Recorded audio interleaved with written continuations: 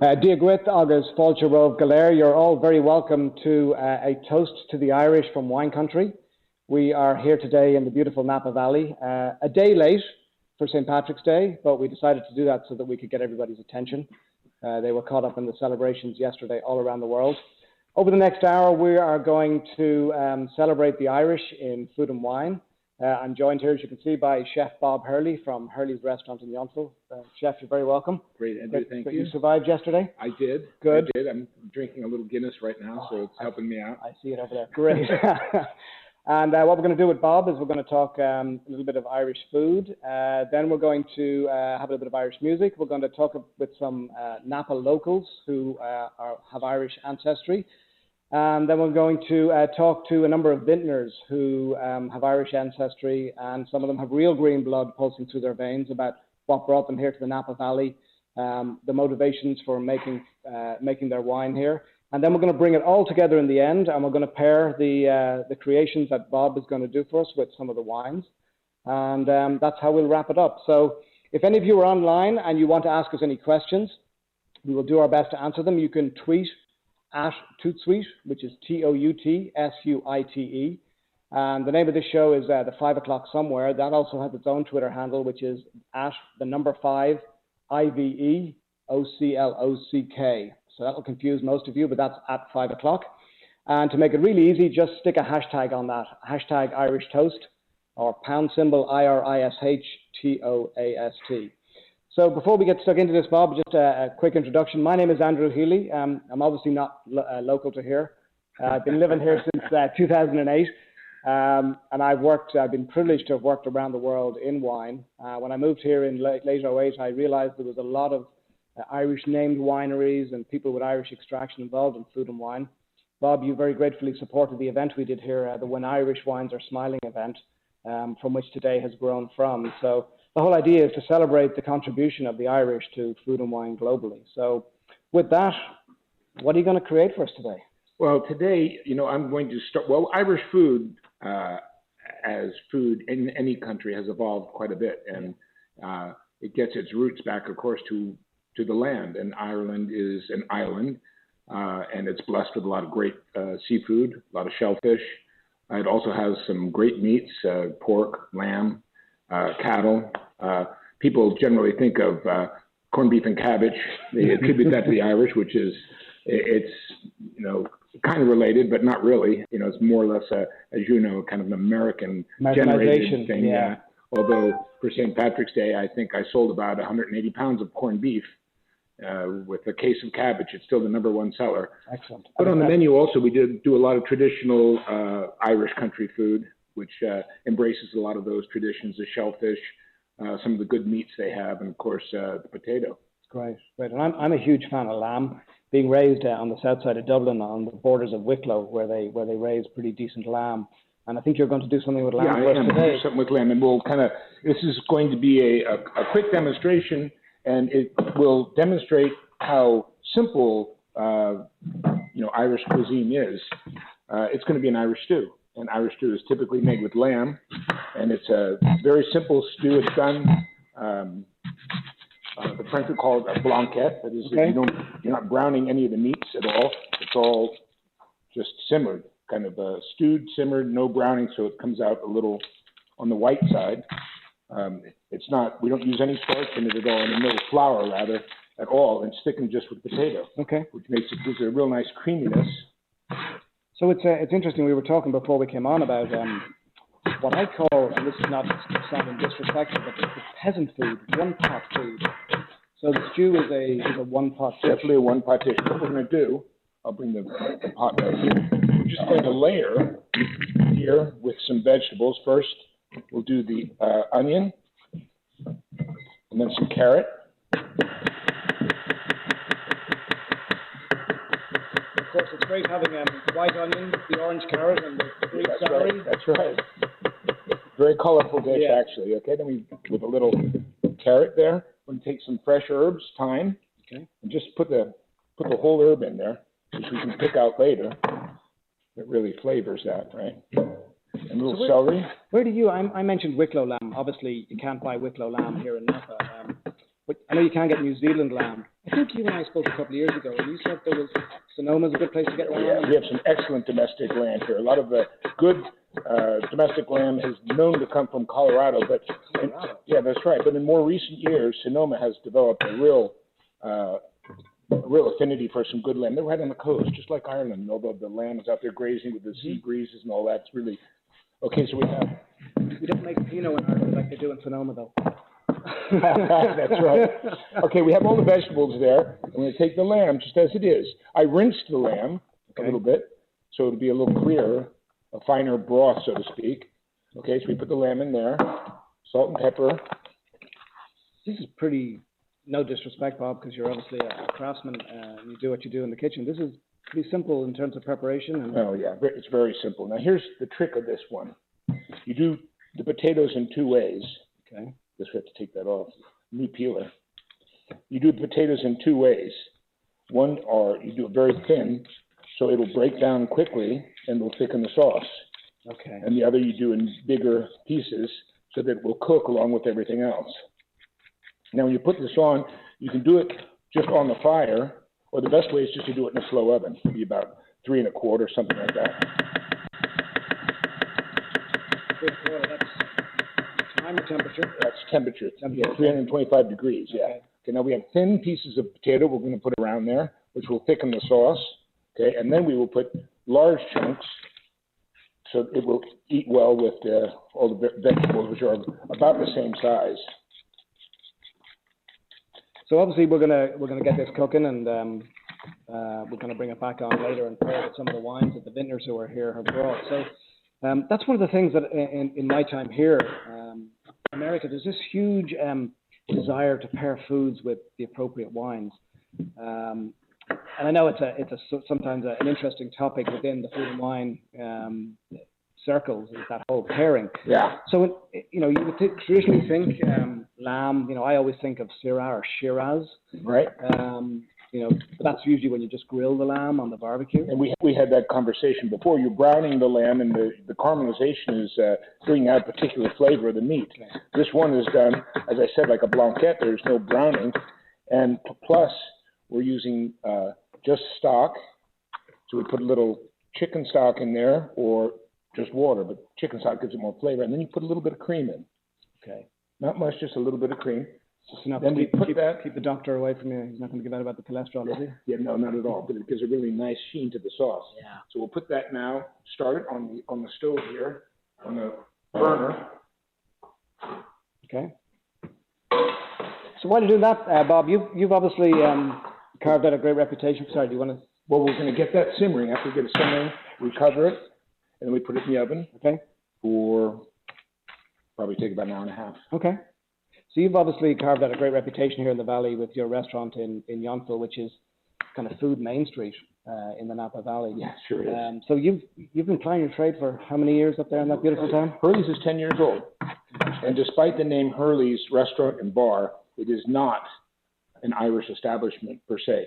But I take advantage of March 17th every year. You should. And we do an entire menu in Gaelic, and use, like I said, all the typical foods that come from Ireland. And it's a big day. It's a big success. And good.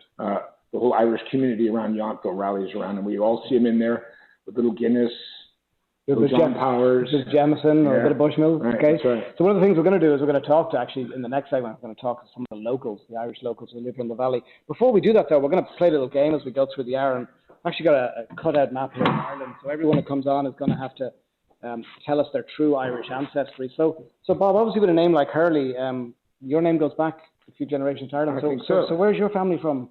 My family is from Kerry. From Kerry. A town called Castle Island. Castle Island, okay. And that would be right in here. Okay. Put my glasses on just to see it. Right. Part of, we're going to stick a little shamrock on there.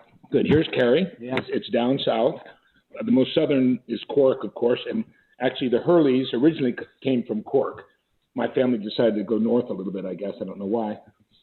Of course, the Cork and Kerry folk have a great rivalry that goes back. Oh yeah, there's some great jokes about the Kerrymen that I really wouldn't want to repeat. As a Dublin man, I definitely don't want to talk. So we come up to Castle Island, which is right here. Okay, so let's put my shamrock on. Just a little shamrock and put it on there. There we go. And I'm going to put one on the south side of Dublin, around Kiltiernan. That's where you are. That's where I'm from originally. So there, we're going to fill that up. We're going to go all over the map. We are, I think, because then we got some folk from all around. So far we have our 32 county map of Ireland. We have folks on today from all parts of the country. So we're going to fill this map up as we go through the day. So we're going to take a break now, Bob. We're obviously going to let the food cook. We'll see you back here in 4 or 5 minutes.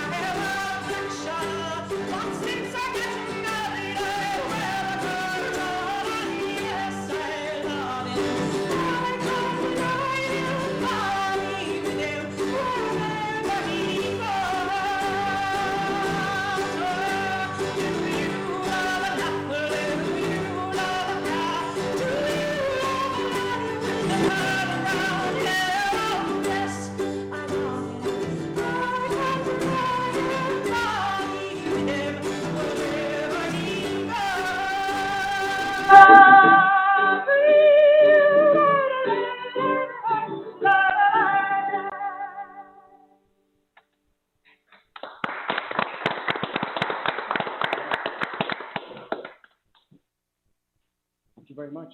So, how long have you been doing Irish music, and where did the ancestry go back to? Well, it's funny, when you were talking to him about the actual region where he lives, I found myself thinking, oh my mother does genealogy, and I know the stories of my family because of her genealogy, but I've never actually asked her what region we came from. Maybe if you know where Donald, the McDonald clan, comes from, that would be helpful. But we are Irish and Scottish. Okay. There was a nun and a priest back in the 17th century that exiled to Canada so they could be married, and they were excommunicated. And they had 14 children, and I come from the youngest of that 14. 14 children. Correct. They made up for lost time, didn't they? Yes, they did.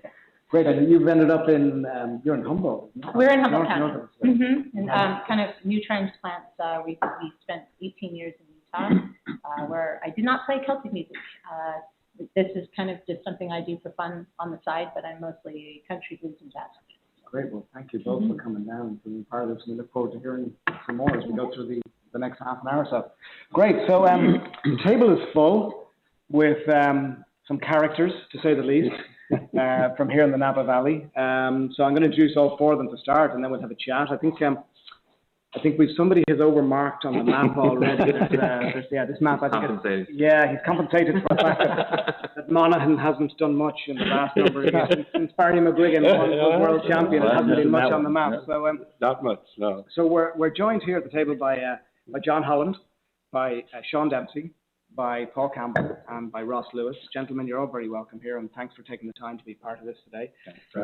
I know I've spoken to a couple of you, and I know all of you by reputation, and all the reputations are good. So it's interesting. I've been privileged to have worked around the world in the wine industry, and everywhere I've gone, I've always bumped into Irish folks, whether they're first generation or whether they're descendant. Obviously, this weekend has just gone with St. Patrick's. Everyone's Irish this weekend. But the four of you have ended up here in Napa and the San Francisco Bay Area. So I suppose just a couple of minutes from each of you on how you ended up here and your story, and then we'll just chat about what it's like to live in this great part of the world. So John, welcome. Thank you. I grew up in a little village, Emmyville, on the Monaghan County Tyrone border, and left there in 1980. Went, like most of the Irish, to the Bronx. Okay. Played a little football, so if you play a little football, you got a job. So did locksmithing, different trades around New York, and moved down to Texas, to Houston.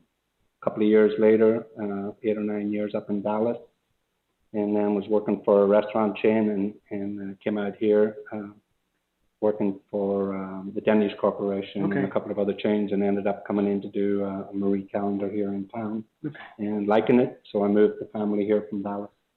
So we've been here since '89. How does a man from Monaghan cope with the heat in somewhere like Dallas? It's easier than coping with the rain and the cold weather around Ireland. Actually, we got climatized pretty fast. There was quite a few Irish down in Houston. Very hot, working on bridge decks and different construction sites. But you live up in Yountville. In Yountville, with the kids, and you're a stonemason.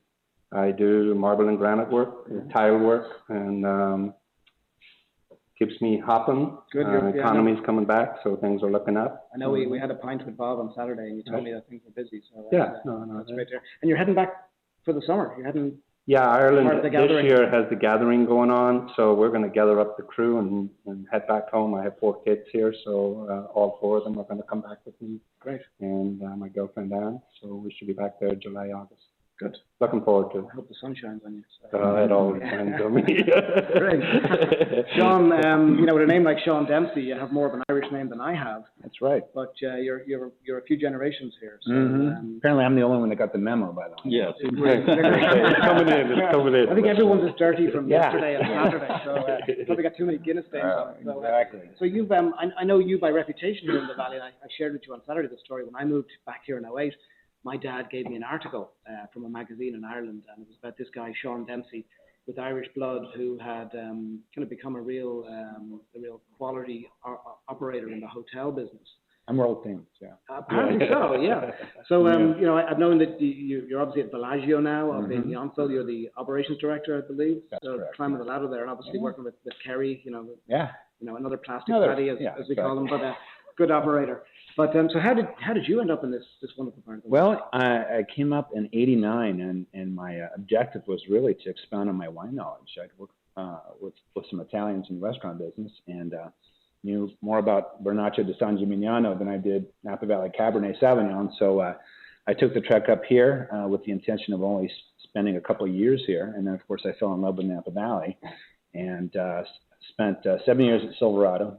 Started as the maitre d' there at their 2 restaurants, the Vintners Court and Royal Oak, and wore every food and beverage management hand they could throw at me. And after about 7 years, I migrated to Meadowood, Napa Valley, where I was there for another 7 years, left as Director of Catering Conference Services, and then moved down to Bellagio for a few years as their Director of Catering Conference Services.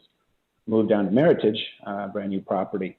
Back in 2005, it was brand new for about 5.5 years, and then found myself back up at Bellagio again. So the only ones you have to take off on the list now are Calistoga Ranch, Solage, Auberge, and Caneros. Yeah, close. Covered all just about all. Yeah. You know what's interesting about that is you list those properties, and the ones that you've worked at and work at now are real quality orientated.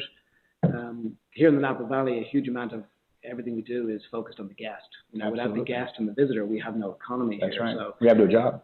Yeah, and actually on that point, how and why we've ended up here, I think it's probably an appropriate time to pay tribute to Jim Barrett of Shadow Montalena, who left us last Thursday. We're all aware of the famous Judgment of Paris in 1976 and how Montalena helped put the Napa Valley on the map. So without him, I know I certainly wouldn't be here today, and the wine industry wouldn't be where it is. So a nod to him. He's always travelled on his Irish passport. He was a member of the Wine Geese. Yeah. We'll talk about that in a little bit when we have the Vintners on. Here's the Jim. Yeah. Here's the Jim. And I'm glassless, I apologise. So Paul, you're looking like the elder statesman here at the. I may be elder, but I look the youngest. So how did you end up in this part of the world? I came here in '76 for 5 months, lived in Napa for 5 months. My brother-in-law was in construction, so done labouring for 5 months and went back home to Ireland. And how was Napa in '76? '76 was a lot less people, a lot more. It was actually more enjoyable to drive down the valley and a lot less wineries. But I left in '76. I left after Christmas '76, and I came back in '81 for a year, and I seen the big difference in the tourism, and the population had grown a little bit more. Then I left with Australia for a year and came back in '86. And the growth was even bigger again. It's one of the best places to live in the world. I mean, Northern California to me is fantastic. Napa Valley itself is superb for the wine, for the food, and for the people. The education's good for the kids at school. I've got 4 kids, got a wife and 4 kids. Sorry, girls. But to me, it's when I go back to Ireland, spend 10 days in Ireland, maybe 2 weeks. I enjoy coming back to Napa. Yeah, because it is very relaxing. The weather's good. You play golf, the food. It's fantastic. Yeah, no, it's fair to say we're very lucky. It's interesting, having. I've actually left Ireland 3 times. I don't know how many of us have left the country 3 times, but I'm done now at 42. I'm here for good. What I always find interesting when I have conversations with locals and they're giving out about various things is I always compare it back to Ireland, a country that I love and I'm very proud of where I came from. They give out about tax here a lot. And I keep thinking, let me tell you some stories about Ireland and tax. What's interesting is I believe there are more running tracks in the county of Napa than there are certainly when I was growing up in Ireland. There's 5 or 6 running tracks in this town. The facilities we have, because we have such a great climate here, we have great facilities. Right. So it's a great place to raise kids. They have this very outside focused, when it comes to their activities. So. And Ross, lovely to meet you finally, and thanks for coming up from San Francisco. I know your brother Scott, and he runs a phenomenal wine shop up in Yountville, the wine cellar. I always go in there and drool over some of those Domaine della Romani Conti wines that he has stashed away. Yeah, some of them. So, I obviously know Scott. So, you're a Limerick man originally, and so I'm fairly fresh off the boat in comparison to the rest of the guys here. I moved over in 2009 and have been working in the city and recently joined Scott working in the store 2 days a week. So fantastic to break up city life with Napa Valley. And more time I spend up here, the more I fall in love with the place. Yeah. And your background in wine, have you been involved in wine before your time here? So I've been in the hospitality industry for at least all of my working life. So since I was 15. Okay. And then my father was always a big wine connoisseur, so he kind of introduced myself and Scott to wine. Not, of course, until you were on legal age of drinking. Oh yeah. And at home is Limerick, is it? Yeah. So I assume coming from there, you're a rugby man. Oh yeah, of course. So we won't talk about that. It's a sore subject. It's being by Italy this weekend. Yeah. An interesting time. So yeah, for sure. So in terms of our life here, I think I certainly feel very privileged to live in this part of the world. One of the things I do love is the vibrancy of the community here. I know you worked at Meadowood for years, Sean, and you worked on Auction Napa Valley. 7 years. Probably the pinnacle of a community giving to the community. Absolutely. Yeah. Millions and millions of dollars raised go to benefiting our hospitals, I should say, in Napa Valley, and of course. Auction Napa Valley is very generous when they turn that money around too, giving to some very worthy causes around the valley, and it's a great event to run and great event to attend, obviously. So They have a great volunteer system. I volunteered there for about 5 years. great, great. You know, you can't. I think they have several hundred volunteers every year, and it's you know, people enjoy it, and you meet a lot of very, very interesting characters. Michael Jordan, all kinds of people showing up at these events. But it's a lot of the money goes to a lot of the medical and the non-profits in the valley, and it's just huge. And I think that's obviously the pinnacle of it. I know there's lots of other events that run through the year. Right. I know that we just come through the school auction season here. I know that I've got a New Zealand friend up in St. Helena, and they raised $1.3 million for the St. Helena Montessori. Oh, yeah. I know that Blue Oak had when you hear this is kind of how mad it gets. They had the Blue Oak fundraiser down at the airport in a hangar. One of the silent auction lots was at the end of the evening. You walked out the back door of the hangar onto the private jet and off to Las Vegas for 2 nights. I heard about that. So and they raised, I think it was 900,000. We missed that one, Paul. And you go as is too. You go as is. Yeah. So, but it's just you know, that might sound a little bit excessive, but what those are the community. Shows the energy here. But it shows you the generosity of the community too. Plus a lot of the vendors who owns wineries and different things put a lot of gifts towards it, and that's where it's got a combination that's both together that raises the money for the different organisations. Exactly. Which is I know when I worked with Bob back in 2010 on the Irish Wines Are Smiling event, he and Chef Kelly from the Wine Train were sharing stories about events that they had worked on. So I know that restaurants and wineries, and we've got some vintners here, they're always giving to the community.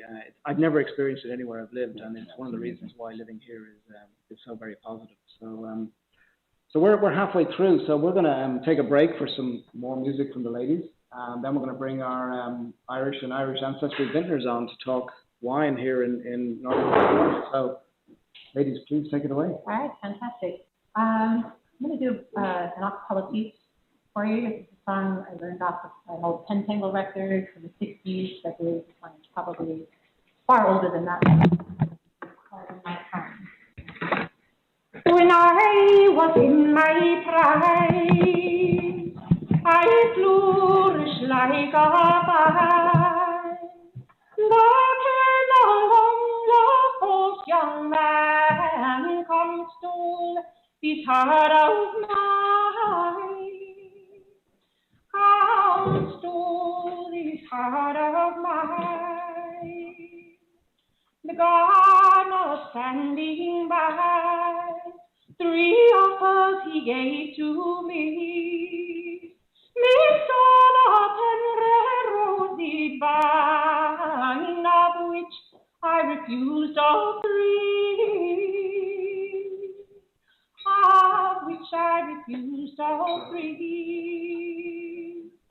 The pink snow flower at all, for it fades away too soon. And the violet is too pale of hue. I think I'll wait till noon.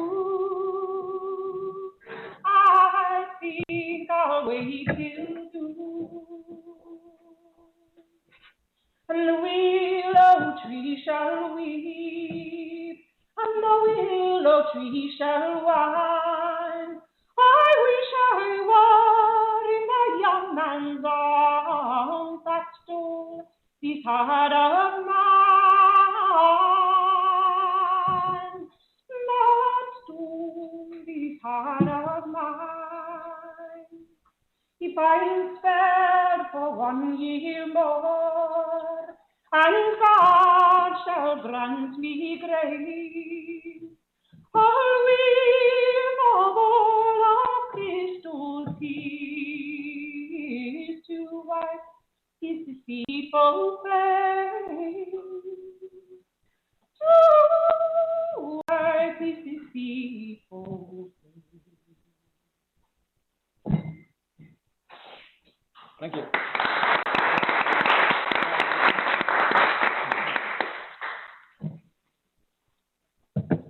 So,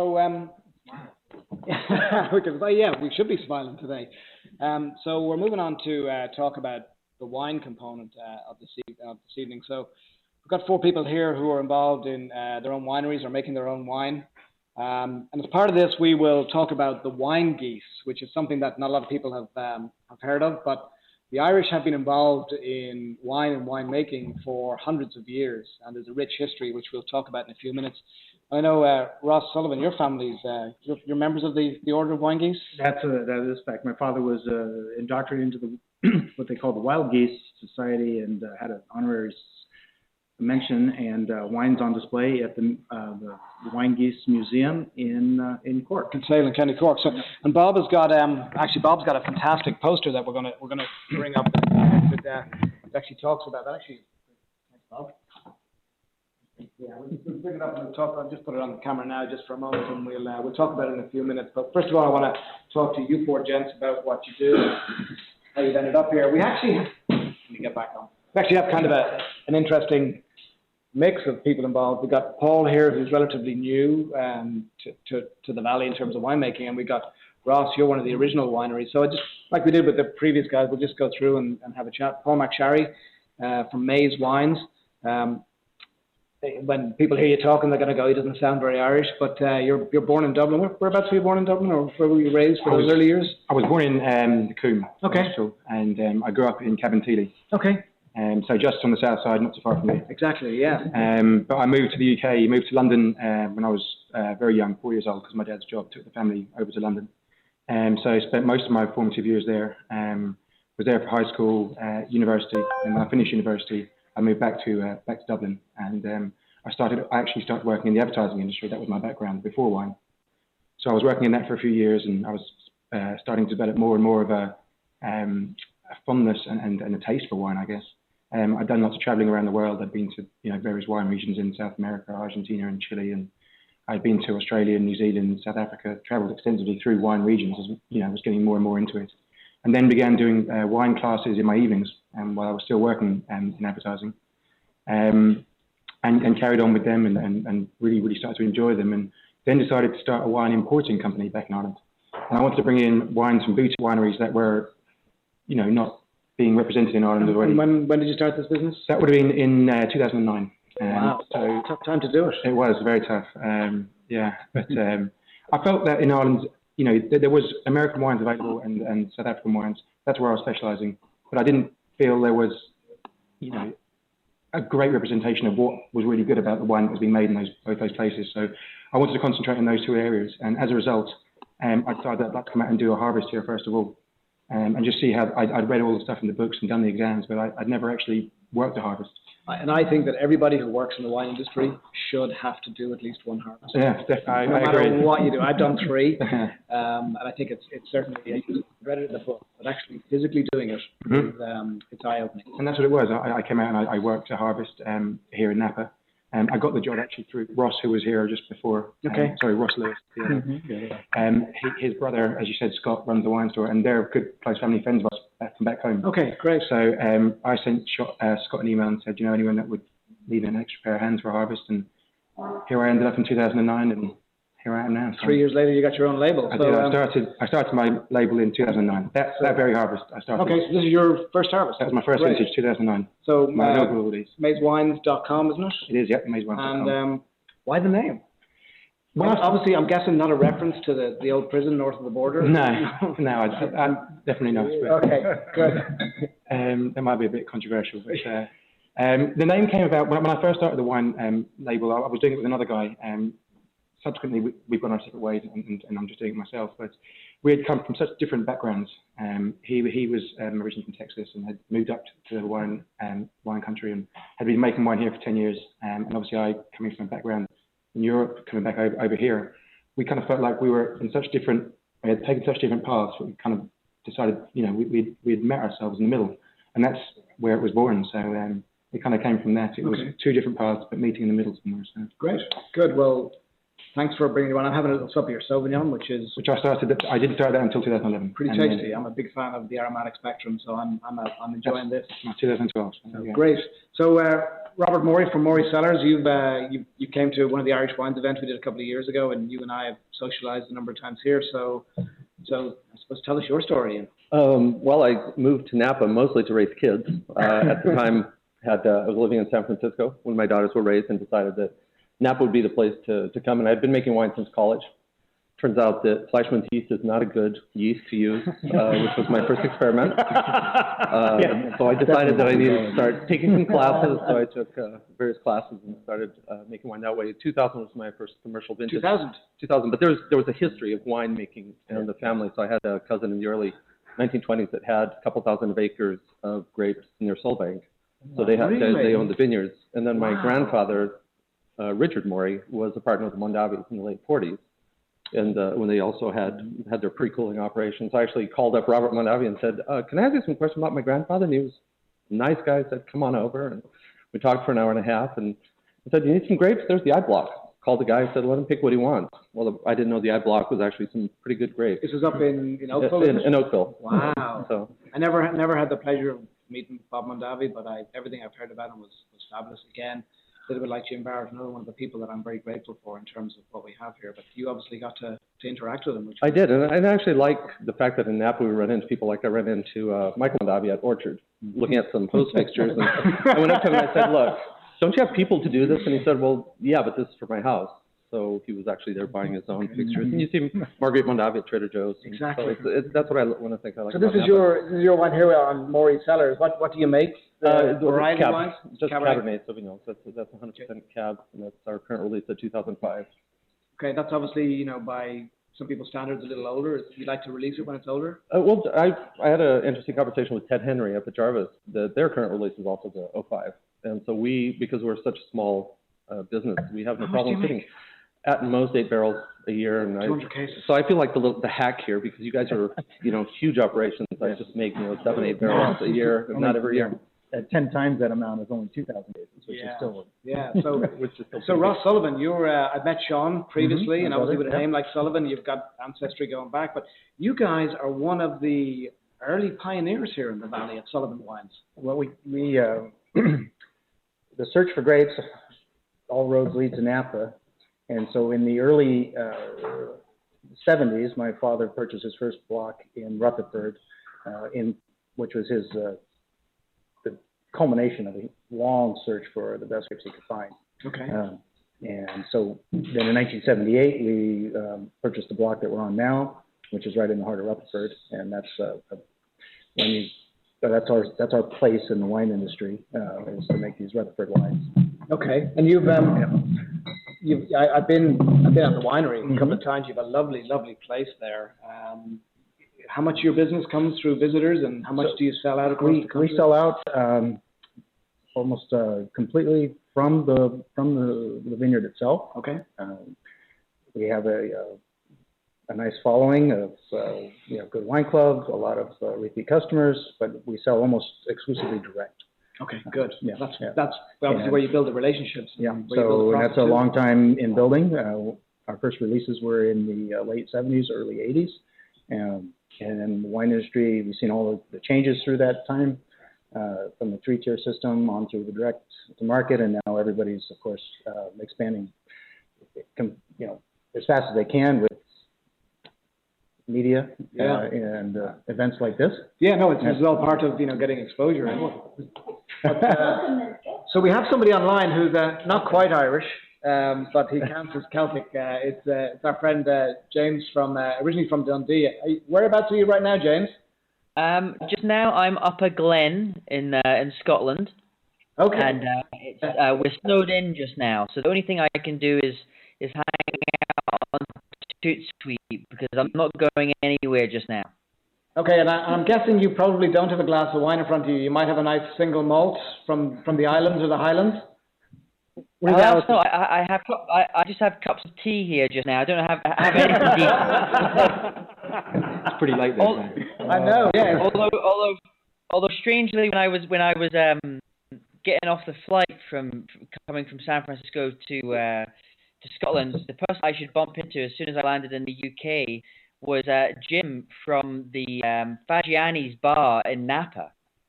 Yeah, who we met. We met here doing the champagne session. That's funny. So, the Napa I travel a long way. Yeah, sorry. It's obviously 20 to 2 in the morning there in Scotland. So you're either suffering horrifically with jet lag or you just couldn't miss this session, one or the other. Yes. Do you want to ask any of the guys here anything, or are you happy for us to move along? No, happy.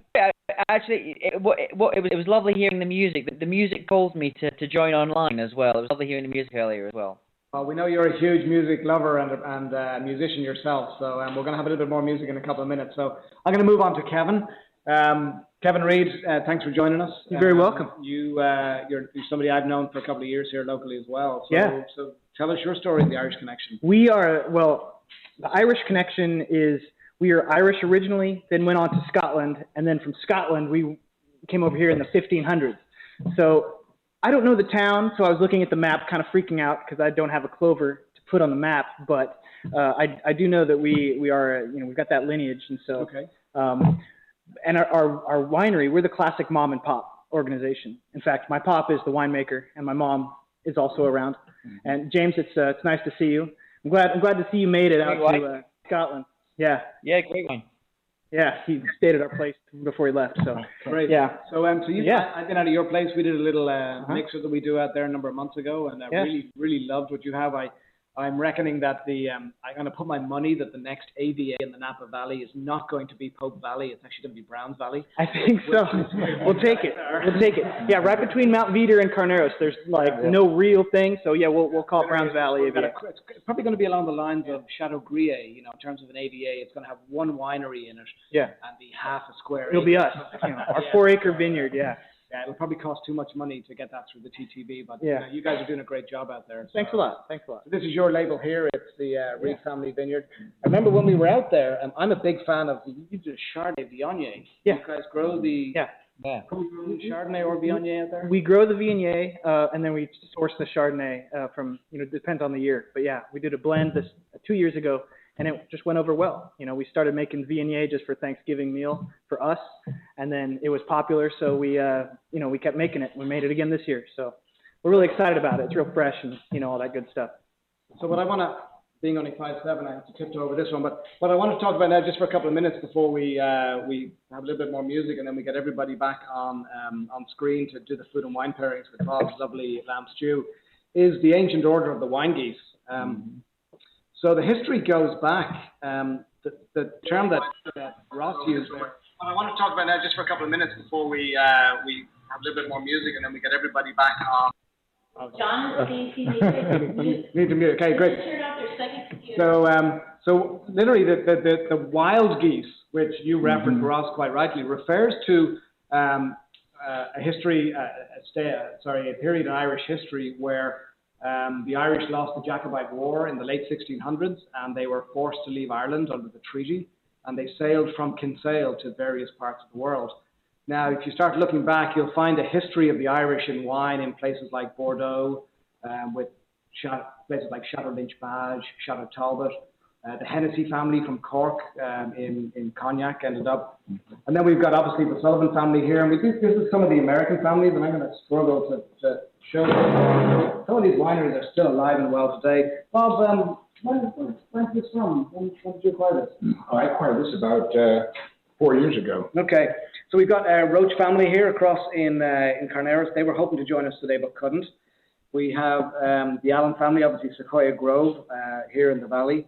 I was just there drinking Guinness last night. That doesn't from his own keg, I hear. Yeah. Concannon are still going well out in Livermore, Murphy Good up in Sonoma.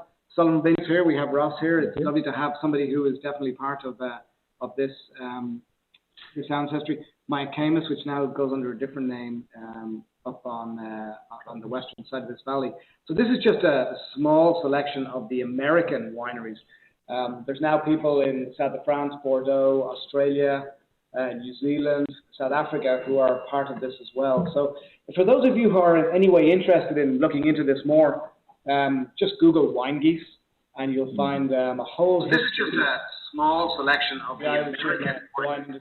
So with that, we're going to have a little bit of music from the ladies, and then we're going to get everybody back on, and we're going to do a little bit of food and wine pairing. Okay. Let's see if it's done.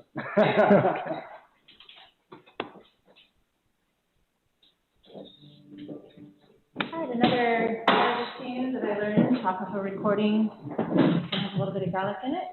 It's called Dark Haired Jimmy Omen, or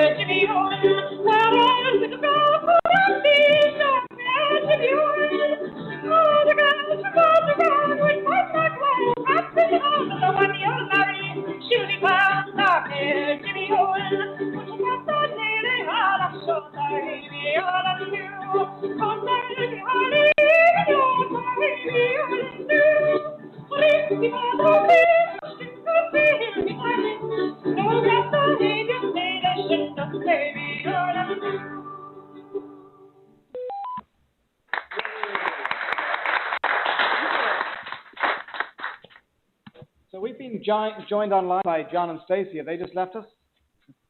Or are they still with us? I think they've left us. No? Do I hear anyone? Okay, we're going to move on. So we've got about 10 or so minutes to go. And in the tradition that I was raised in with, and you might remember Blue Peter as well, being raised in that part of the world, where here's one I prepared earlier. Chef Bob has started a dish earlier, because obviously you said, you reckon it took about an hour and a half or so, Bob, didn't you? It's about an hour and a half. Yeah, so obviously you started your original dish 40 minutes ago, so and it's much bigger. we're cutting to the chase with this one, and it's much fuller. So we're going to start dishing this up. So we've got all the people who've been on the show. We've got a number of other people in the studio.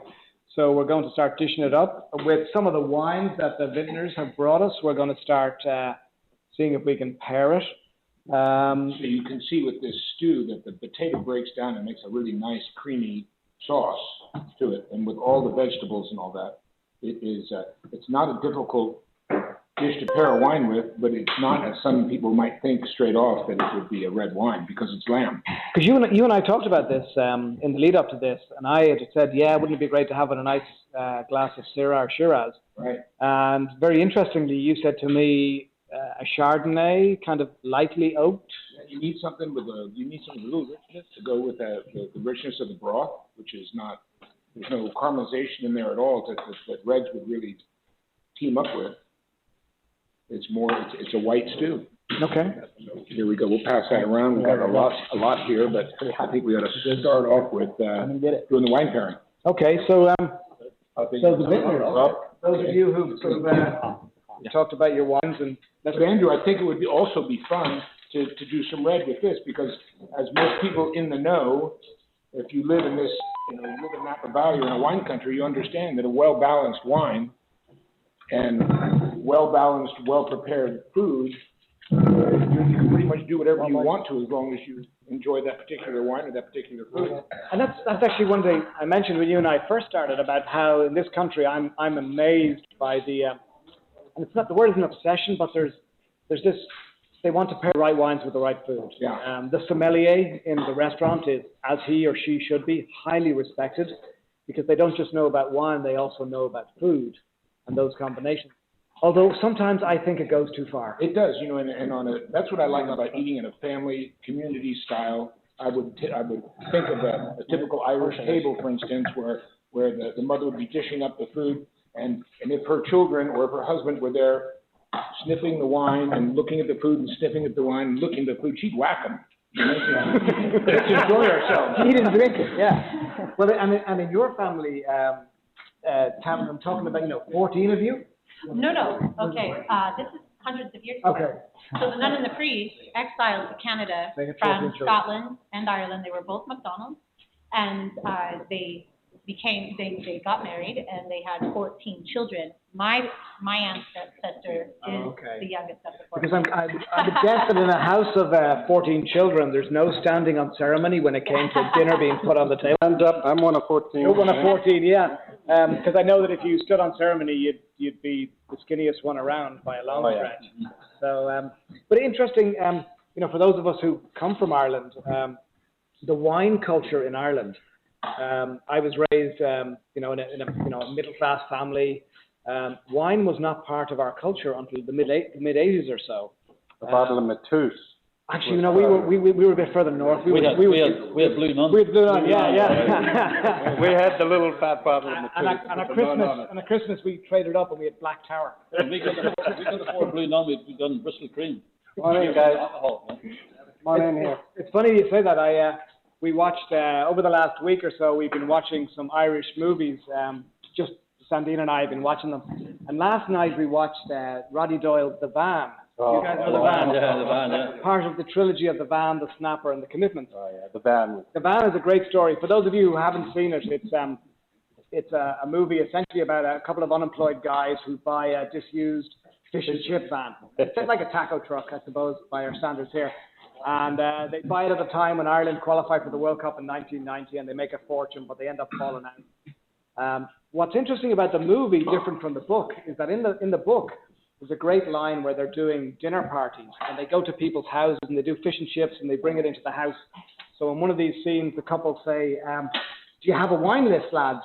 And the lads go, no wine list. Well, do you have red or white? And the lads go, no red or white. All we have is blue or black. So that's part of where the Irish wine culture in the 80s started, was those low-end German Liebfraumilch blends. Now in Ireland, and having left there in 08, and obviously with Ross Lewis being here, you left in 09, so we're exposed to a phenomenal selection of wine in Ireland nowadays. You name the country, and we can get it from. And the supermarkets have such great deals nowadays that it's easy to buy.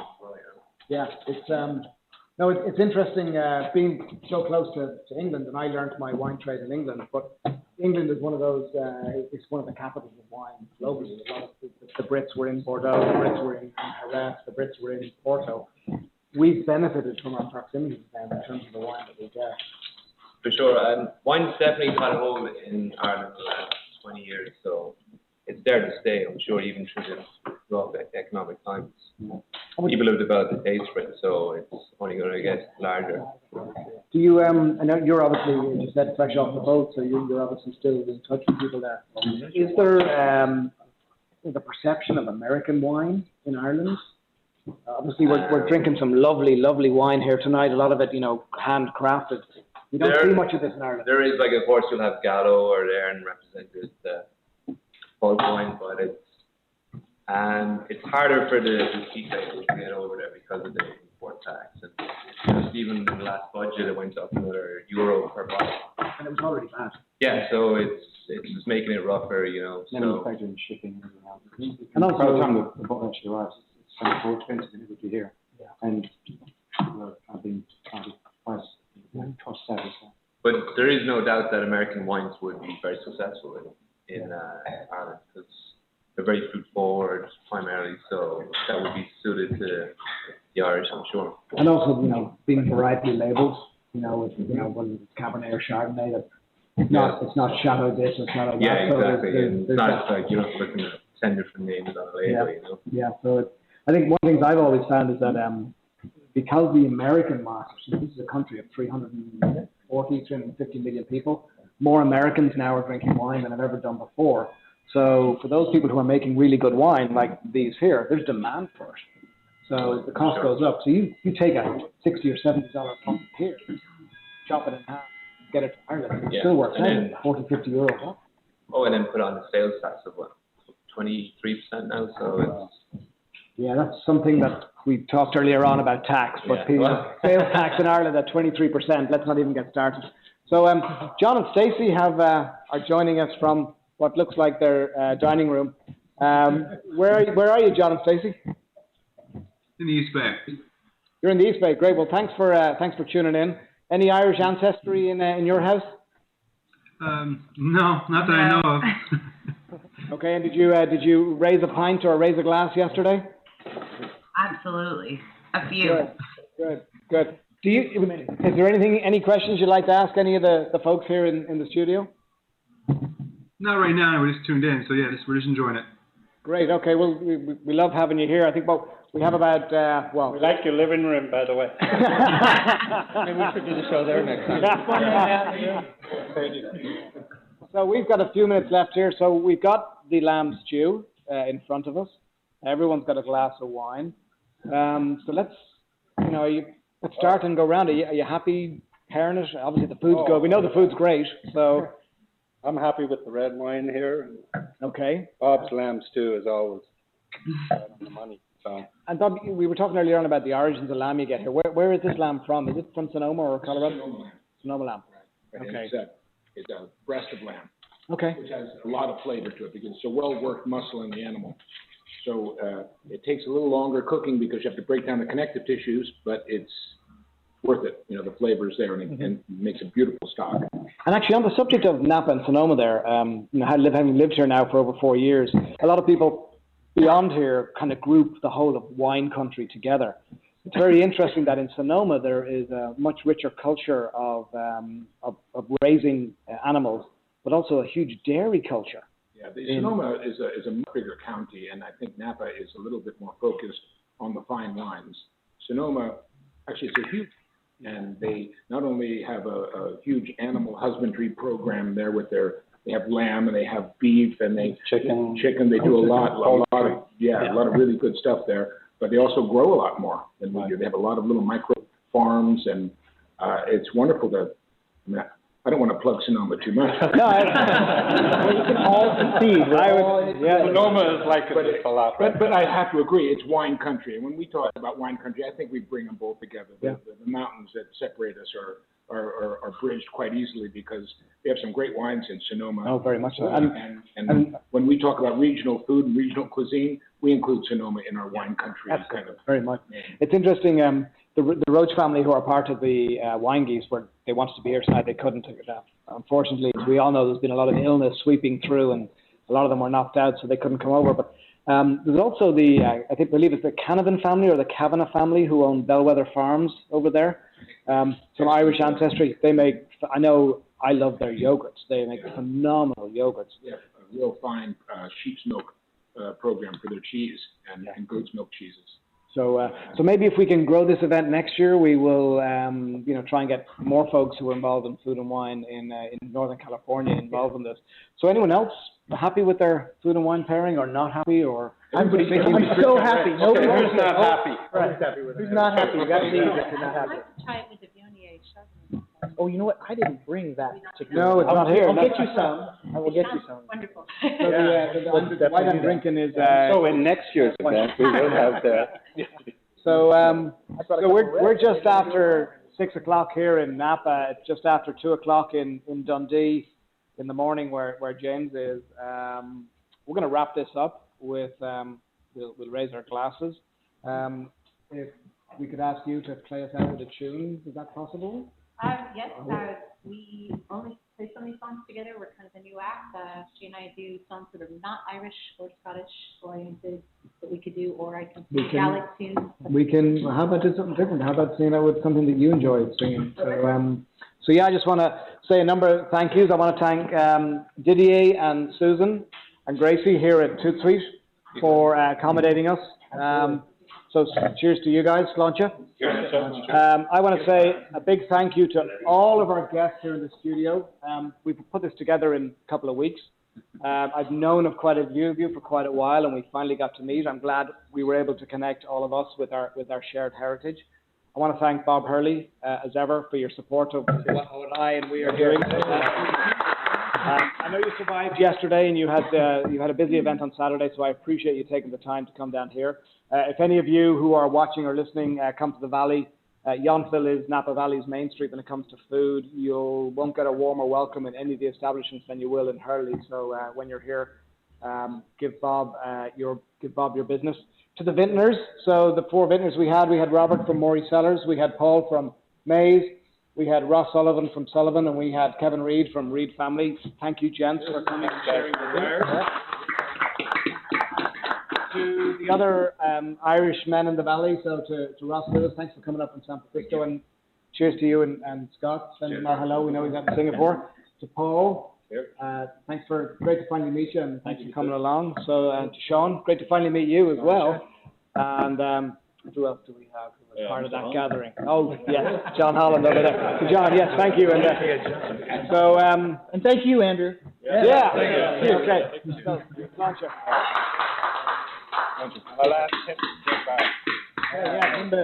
To Jim Barrett. Okay, so we're going to go out with a song, and we'll go from there. All right, this is a song written by Ray Davies from the Keys.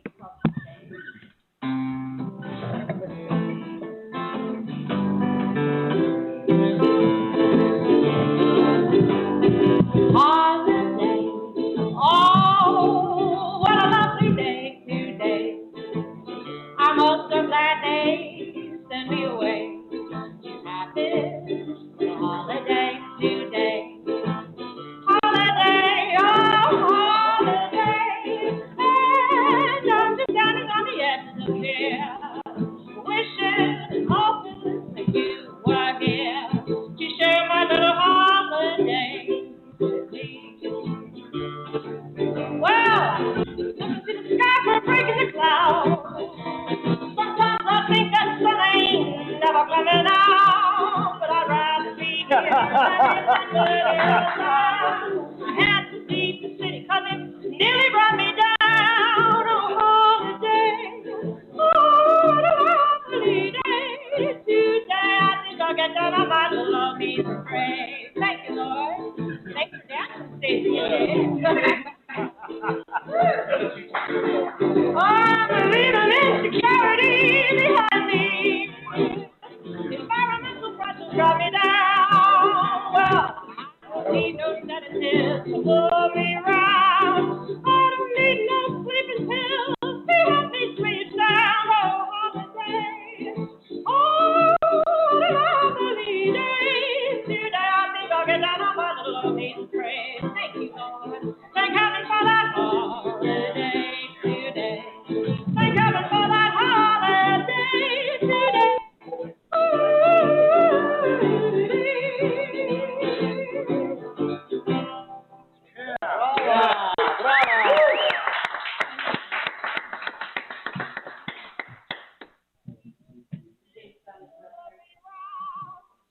This guy's hanging on here for a while. Didn't have anything else to do. Coming your way. It's in the mail.